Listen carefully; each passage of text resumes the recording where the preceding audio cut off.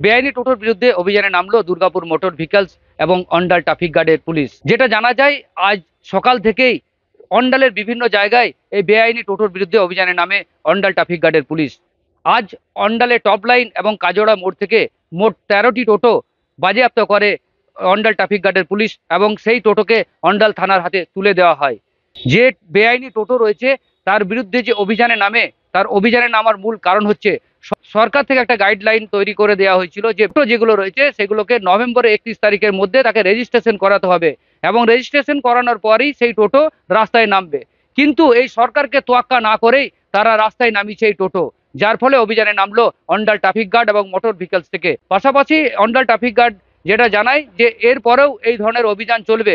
যদি পুরনো যে টোটো রয়েছে সেই টোটো যদি 31 তারিখের মধ্যে রেজিস্ট্রেশন না করিয়ে তারপরে যদি আবার পথে নামানো হয়, তাহলে তাদের বিরুদ্ধে অভিযানে নামবে অন্ডাল ট্রাফিক গার্ড সহ মোটর ভেহিকলস।